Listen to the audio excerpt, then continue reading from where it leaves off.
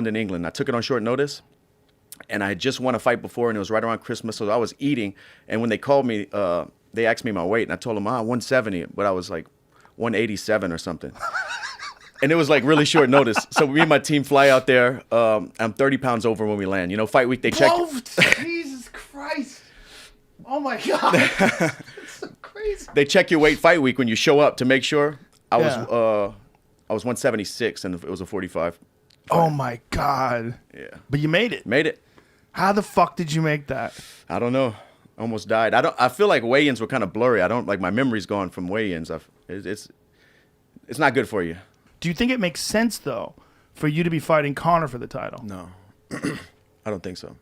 Do you think it should be Oliveira? Conor's been away so long. His last 2 fights at 155, he's lost. So you can't put him in there for a title fight. Right. How could you, justify doing that when you have guys like Oliveira? But if Khabib retires and they say, hey, this is for all the marbles, you're not going to say no. What are you going to say? You're going to say, I'm a purist. What are you going to say? I don't know. If Dana pulls you aside, he goes, it doesn't have to make sense.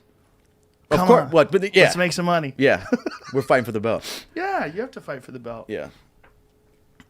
We'll see what happens, man. I think it's going to be something soon because we've got to keep it moving. They're not going to sit forever chasing Khabib, and the division has to move on. It is interesting that in the time where that low calf kick is coming to prominence, and, this is also the time when Conor started moving away from the sport, took time off, fought boxing, then came back and had the fight with Khabib, and then came back and had the fight with Cowboy.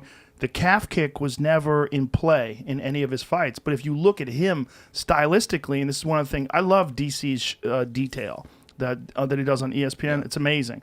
But when he broke down Conor's heavy weight on the right leg, he leans in like this all the time. He puts a lot of weight on that right leg. When he paws in that southpaw stance, and because you fight southpaw a lot as well, it just opens up that kick so big. Yeah. It's such a big weapon.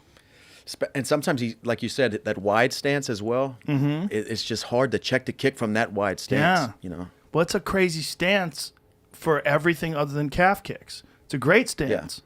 I mean, he's so good at moving in and covering distance with that stance. It's very karate-like. Great countering, like you see in karate, bounce back and forth to boom, attack. And he has a hell of a left hand where he's knocked out a bunch of guys with that counter, with that pull too. And that's what we worked on a lot that training camp with my boxing coach. Dia Davis is that pull too, baiting him in to throw the pull too. Yeah. The one time where it was one of the times, you caught him several times, but one time you caught him with that counter right hook and you pointed at him. You're like, got you, bitch. Yeah. Yeah, that felt good. I just felt like I was kind of grabbing the wheel and starting to let him understand, this guy's changed. Yeah. Like this isn't the same fight. DC also broke down at the end of the first round. You kind of gently punched him in the stomach. Just gently, like, hey, man, good round. Good game, Good buddy. round. Yeah. There's a little gamesmanship going on there. I didn't do it in the moment. I didn't do it like you were thinking about it. Yeah, it just happened. It was just natural. Yeah. What did you say to him at the end of the first round? You said something. When we were hitting each other with the shoulders, I was having fun asking him. I think I told him, "How'd you like that clavicle?" Like just messing around. That's a funny thing. How'd you like that clavicle? How'd you like that clavicle? Has Just anybody ever messing around. said that in life? Yeah, that might be the first time a human being has said, how'd you like that clavicle? I delivered one. I think that's probably... He got me back better, though. You think of all the sentences that people have said throughout history? How'd you like that clavicle? Yeah, there might be like 2 or 3 other humans that have ever lived that have said those words together. How did you like that clavicle? Right? Yeah, that's not a word a phrase you use often. Very uncommon phrase. How'd you like that? How'd you like that clavicle? Man. Then he started cracking me with him. Yeah. And well, he had more pop on his for sure. The Cowboy fight, that was bananas. He was able to do that kind of damage. Yeah, broke his nose maybe. Yeah, for sure. I mean, he was bleeding out of the nose right away. That was nuts. A lot of people didn't even understand what was happening. I wonder why, because when he started hitting me with them, I just naturally felt like I just put my head on the other side. Yeah, here it is. He just said to him. Well, it's obviously something that he's practiced. Yeah. One of the things about this fight is you look like the bigger guy. I'm pretty sure I weighed more than him. Yeah, you looked like it. You looked more muscular. He's he's muscular, but his waist is small. He's just built different, and I'll probably walk around heavier than him.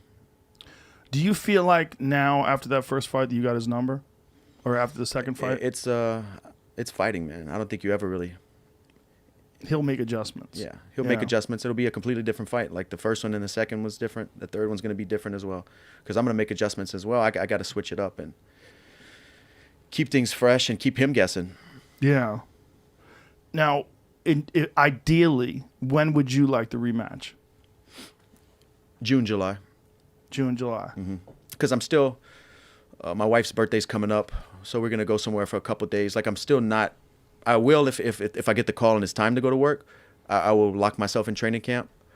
But I'm still not right now ready to just go back to Florida a month removed from the last fight and then lock down for another 10 weeks or whatever it is. So we'll see.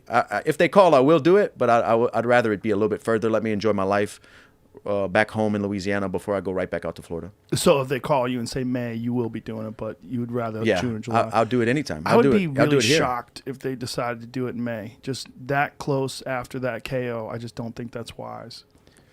Yeah, it is soon. Yeah. And obviously, I mean, and honestly, it's not a lot of time to adjust and work on what he needs to work on for the calf kick or what I want to switch up. We're just right back in camp getting ready to fight. We're not really evolving outside of training camp. For me, I learned things in training camp because it's just constant every day under pressure, but it's the time between camps, like right now when I'm in the gym having fun, rolling and doing light kickboxing drills with my friends where I feel like the big gains are made when I'm having fun. Because I'm kind of tunnel vision in training camp. I'm showing up, all right, let's wrestle. All right, I'm not having fun and exploring different things. Catch new episodes of the Joe Rogan Experience for free only on Spotify. Watch back catalog JRE videos on Spotify, including clips. Easily, seamlessly switch between video and audio experience. On Spotify, you can listen to the JRE in the background while using other apps and can download episodes to save on data cost, all for free. Spotify is absolutely free.